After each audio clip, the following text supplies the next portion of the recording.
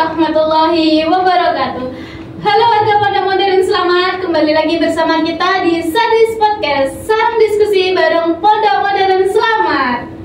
Nah, di pagi yang sangat cerah ini, kita berkesempatan mengobrol langsung dengan salah satu dosen di Universitas Slamet Sri, dengan Bapak Rizky Ananda Putra, SIP MPA.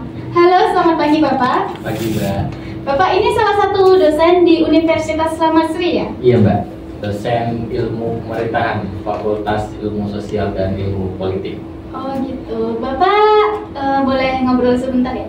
Bapak itu kira-kira selama mengajar di dosen di Universitas Slamet Sri itu apa pengalamannya yang Bapak dapat?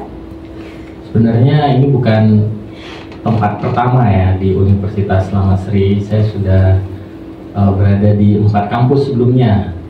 Pertama itu di Universitas Muhammadiyah Palangkaraya, kemudian saya pindah ke Universitas Profesor Dr. Hazairin di Bengkulu, ya, Universitas Muhammadiyah Palangkaraya itu di Palangkaraya. Nah, kemudian yang ketiga di Universitas Putra Batang. Nah, jadi yang di Unis ini yang terakhir, ya insya Allah yang terakhir ya. Kalau seandainya memang diizinkan, ya ini yang perjalanan terakhir. Berarti mengajarnya di luar Jawa semua ya? Ya, di luar Jawa, tapi kan kuliahnya dulu saya di Yogyakarta. Oh, Bapak asli Jawa apa luar Jawa? Gabungan ya, antara Sumatera dan Jawa perpaduan. Nah, ibu itu dari Jawa, ya dari Jawa Timur, sedangkan bapak itu dari Sumatera. Wah, gitu. Nah, Bapak, di pagi ini kita akan membahas podcast tentang kepahlawanan. Nah, podcast kali ini sangat spesial pemirsa, dengan tema Teladani pahlawanmu, cintailah negerimu. Nah, Bapak, gini. Jadi di tanggal 10 November di tahun 1945 itu kan terjadi pertempuran ya di Surabaya. Nah, itu sampai sekarang pun tanggal 10 November itu diperingati sebagai Hari Pahlawan. Kira-kira yang melatar belakangi terjadinya Hari Pahlawan itu apa ya Bapak? Sebenarnya sejarahnya itu pada dasarnya ya, setelah Indonesia merdeka ya 17 Agustus 1945, nah maka datang tentara dari Jepang dan Inggris ya. Ini mereka membentuk yang namanya Badan NICA, namanya Netherlands Indies Civil Administration. Jadi itu badan militer sipil yang dibentuk Inggris dan Belanda. Tujuannya untuk apa? Tujuannya untuk membebaskan tawanan perang pada waktu itu yang ditawan oleh tentara Indonesia. Dan yang kedua, tujuan yang kedua itu untuk menguasai Indonesia kembali. Nah, itu terjadi pada 29 September 1945. Mereka mendarat di Indonesia. Jadi mereka itu mencoba melakukan agresi ya, agresi atau serangan pertempuran. Nah, mulai dari Jakarta, kemudian Bandung, Semarang, sampai ke Surabaya. Di Surabaya itu kan kalau salah terjadi pertempuran di salah satu hotel ya, untuk merobek bendera warna merah putih biru untuk menjadi bendera warna merah putih. Nah, kira-kira semangat pahlawan yang seperti apa sih yang pahlawan-pahlawan kiprahkan untuk memerdekakan Indonesia itu? Kalau kita menelisik dari sejarahnya ya, kita sedikit lagi ya, tadi ceritanya itu belum kelar.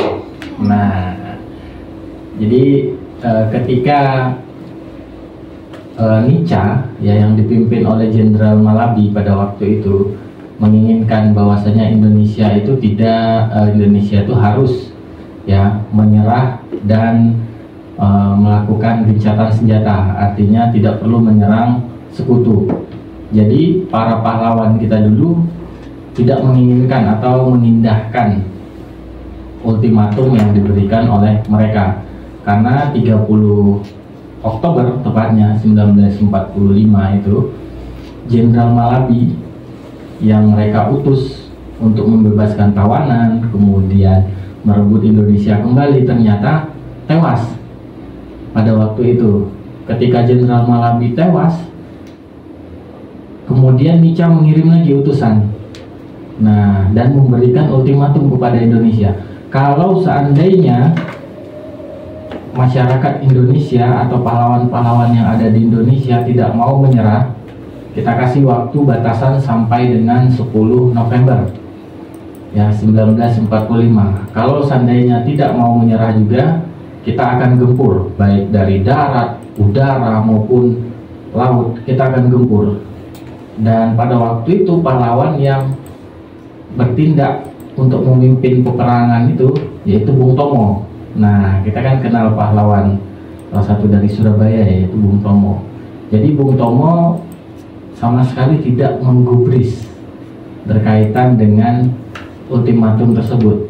Nah, sehingga Nica ya, Netherlands Indies Civil Administration itu, tentara gabungan itu, akhirnya menyerang Surabaya pada waktu itu. Nah, dalam pertempuran itu ada 20.000 orang yang tewas dan luka-luka dari pihak Indonesia, sedangkan dari pihak tentara sekutu itu 1.600 orang yang tewas. Nah, jadi dari sini ya kita dapat mengambil kesimpulan bahwa ini bukan hanya berkaitan dengan sejarah saja. Nah, jadi perlu pemahaman terutama bagi generasi-generasi kita bahwasanya para pahlawan kita itu berjuang ya, bukan hanya untuk merebut kemerdekaan saja, tapi juga mempertahankan kemerdekaan. Bahkan mereka itu datang ketika kita sudah merdeka. Nah, kita di tanggal 17 Agustus tahun 1945 kan kita sudah memproklamasikan kemerdekaan, yang dimana kita sudah diakui merdeka. Tapi mengapa setelah pasca kemerdekaan itu banyak sekali pertempuran-pertempuran yang masih terjadi di Indonesia? Itu karena apa penyebabnya? Ya, karena ada dua tadi yang saya sampaikan. Pertama, mereka ingin membebaskan tawanan perang, ya, karena memang ada dari beberapa mereka yang masih kita tawan. Nah, kemudian mereka ingin menguasai Indonesia kembali karena merasa bahwasanya Jepang sudah menyerah karena dibom oleh Amerika pada waktu itu, karena bom Hiroshima dan Nagasaki. Jadi mereka merasa peluang untuk menjajah ya atau menguasai Indonesia kembali itu ada. Itu dasar yang membuat mereka itu kenapa ingin mendarat dan melakukan gempuran ataupun bahasanya ya agresi militer kembali di Indonesia. Nah, kita kan calon penerus bangsa ya, calon penerus bangsa di tahun 2045, karena kita sebagai generasi emas itu kita itu harus meneladani sifat-sifat para pahlawan. Nah, kira-kira sifat apa sih yang harus kita tanamkan sebagai calon penerus bangsa untuk bisa mempertahankan kemerdekaan Indonesia ini dan memajukan Indonesia? Banyak kelas berapa? Saya kelas 12. Oh, kelas 12. Ya, artinya sebentar lagi kuliah ya. Iya. Nah, jadi memang banyak ya sifat-sifat kepahlawanan yang perlu kita adopsi atau kita ambil di dalam sebagai kita generasi bangsa atau siswa. Nah, jadi semangat salah satunya yaitu semangat cinta tanah air atau nasionalisme ya. Cinta tanah air itu bisa diinterpretasikan atau ditafsirkan panjang ya. Salah satunya mencintai produk dalam negeri. Kalau bentukan sekarang kan produk dalam negeri, sedangkan kita nggak diminta sekarang untuk ikut berperang. Nah, kalau mbaknya lahir mungkin sebelum merdeka mungkin diminta itu untuk nyerahin makanan ya ke orang yang berperang ya, kemudian nyerahin pakaian atau lain sebagainya, karena itu juga bagian dari logistik ya. Kalau orang berperang itu butuh asupan logistik seperti pakaian, makanan ya, minuman. Nah, itu juga merupakan peran dari perempuan. Makanya dalam pahlawan itu foto-fotonya juga, list-list pahlawan itu ada juga perempuan gitu. Bahkan yang menjahit bendera juga ada perempuan posisinya. Nah, jadi selain sifat nasionalisme, rasa nasionalisme, ya cinta tanah air, ada sifat patriotisme. Nah, sifat kepahlawanan. Pahlawanan itu artinya ya kita bisa menginspirasi banyak orang gitu. Contoh misalnya disiplin ketika hadir dalam apel sekolah. Nah, disiplin masuk kelas ya. Nah, itu contoh sifat patriotisme, artinya menjadi teladan bagi rekan-rekan yang lainnya. Nah, kemudian ada inovasi ya. Kalau saat sekarang ini kan kita nggak diminta untuk berperang, tapi ke inovasi. Nah, apalagi Gen Z sekarang ini kan konsumtif ya. Tipenya itu apa-apa pengen beli, apa-apa pengen beli. Nah, jadi kita itu jarang didesain pendidikan kita itu memang untuk menciptakan sesuatu. Jadi ketergantungan kita pada apapun ya memang itu sangat tinggi karena kita terkenal memang sebagai negara yang konsumtif. Ya, nah itu kedua, patriotisme. Ya, yang ketiga, menghargai jasa para pahlawan. Dengan apa? Kalau kita sebagai generasi muda atau yang masih bersekolah, ya misalnya ikut menonton film, ya, kemudian memajang foto-foto nih seperti di sini. Nah, kan ada ini salah satu menghargai, ya, bahwasanya kalau ada foto yang pakai pedang, pakai sorban, nah itu tahu nggak itu foto siapa? Pangeran Diponegoro. Pangeran Diponegoro, ya. Jadi itu salah satu juga bentuk yang menghargai jasa-jasa para pahlawan. Kemudian dengan memperingati Hari Pahlawan, nah misalnya membuat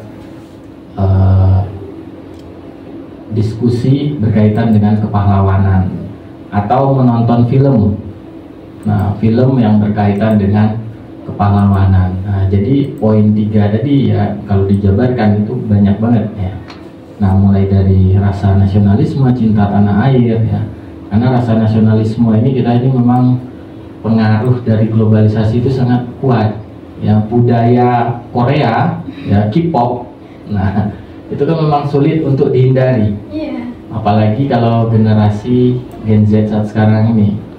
Ya, jangankan untuk meniru pakaian ya, rambut pun ditiru. Bahkan kulit yang nggak cocok di daerah kita aja diusahakan ya, agar kulitnya seperti orang Korea gitu. Nah, jadi selain rasa nasionalisme, patriotisme, kemudian menghargai jasa para pahlawan, nah yang nggak kalah penting ya itu tadi poin sebagai inspirasi atau teladan di antara rekan-rekan lainnya. Karena memang kita nggak bisa menuntut orang itu untuk bisa menjadi teladan gitu. Tapi itu memang dimulai dari diri sendiri. Oke? Nah, terakhir Pak, pesan dan kesan untuk para pemuda-pemuda calon penerus bangsa di peringatan Hari Pahlawan tahun 2024 ini apa? Ya, saat sekarang ini memang gempuran globalisasi itu sangat tinggi ya. Pengaruh dari budaya lain ya, terutama yang paling masif ya, paling terlihat itu budaya Korea, kemudian budaya-budaya Jepang sudah mulai ikut-ikutan ya, Thailand, kemudian ya Amerika udah lama ya style-style seperti itu. Nah, jadi pengaruh globalisasi itu memang sulit rasanya untuk dihindari, apalagi era gadget, era digital saat sekarang ini. Dan di dalam pembelajaran pun rasanya sulit untuk menghindari yang namanya YouTube ya, media digital, kemudian akses-akses media online lainnya. Nah, maka dari itu generasi saat sekarang ini ya, yang seperti saya sampaikan tadi itu perlu ditanamkan rasa nasionalisme, cinta tanah air. Sayangnya negara kita ini nggak ada bela negara. Ya, kalau ada kegiatan bela negara, ya mungkin kalau Prabowo nanti mengadakan ya, karena kan basicnya militer. Iya. Nah, jadi bela negara itu orang baru sadar ya, ternyata ikut lari dalam pertempuran itu ternyata nggak mudah. Ternyata ketika bertempur di hutan itu ternyata nggak mudah gitu loh. Makannya sulit, makan seadanya, tidur banyak nyamuk ya. Kemudian jalan di tengah-tengah hutan. Nah, rasa nasionalisme itu yang harus ditumbuhkan gitu. Jadi ketika ada bela negara itu kebanyakan orang akan mengetahui bahwasanya perjuangan para pahlawan dulu itu sangat berat. Makanya menteri-menteri ya ketika dilantik oleh Pak Prabowo kemarin ya digembleng. Nah, di Tidar, tahu nggak, di Magelang? Nah, nggak tahu ya, di Bukit Tidar di Magelang. Mereka dibentuk seperti semi militer gitu, tidur di barak-barak ya, kemudian disuruh baris berbaris. Nah, agar mereka tahu bahwasanya perjuangan para pahlawan itu sangat berat. Nah, makanya perlu itu ditanamkan pada generasi muda ya, rasa nasionalisme. Nah, kemudian yang saya sampaikan tadi ya, budaya untuk menginspirasi ya, karena kita itu minim inspirasi. Kita itu lebih banyak membuat konten-konten glamor. Nah, ya kan? Nah, ada pun konten kadang ya 11-12 dikatakan ria, enggak ya. Di satu sisi juga nanti kalau nggak ada konten seperti itu ya dikira nggak memberi. Terkadang kan konten-konten memberi itu ya serba dilema ya kalau dia dilihat dari sisi agama. Nah, tapi pada dasarnya harus diperbanyak konten-konten yang menginspirasi, karena era sekarang anak-anak apapun saat sekarang ini bangun tidur buka HP. Nah, mau tidur lihat HP. Kadang ya mohon maaf mau ke WC aja bawa HP gitu loh. Nah, jadi perlu ada tokoh-tokoh yang memang menginspirasi. Nah, itu yang kedua. Nah, yang ketiga, nah ini berkaitan dengan inovasi ya. Kita itu memang minim sebagai negara yang inovasi.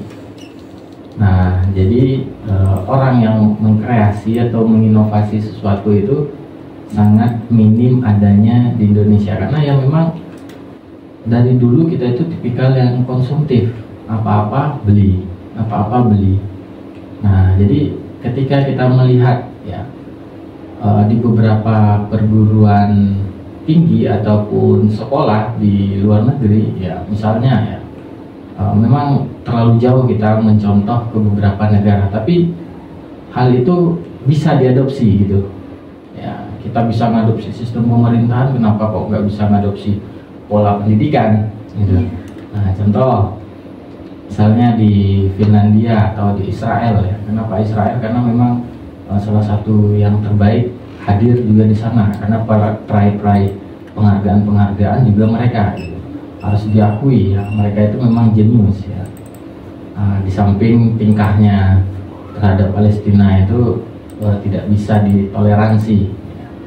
Nah, jadi mereka itu kalau mau tamat dari SMA atau bangku perkuliahan wajib menciptakan satu produk. Nah, kalau enggak ya mereka itu akan sulit untuk diberi ACC tamat di perguruan tinggi ataupun di sekolahan. Nah, jadi itu yang kita itu kesulitan untuk menjangkau ke sana. Ya, atau di Cina misalnya, mereka itu diwajibkan untuk menguasai salah satu bidang. Saat sekarang ini, sekarang kan udah banyak video-video itu yang beredar-beredar. Anak-anak di Cina kok difokuskan untuk salah satu, misalnya tenis meja. Ya udah harus jago tenis meja dari kecil, udah harus dikasih, harus dilatih gitu. Nah, jadi dari kecil sampai SMA, SMP ya itu aja yang dia pegang sampai dia benar-benar mahir.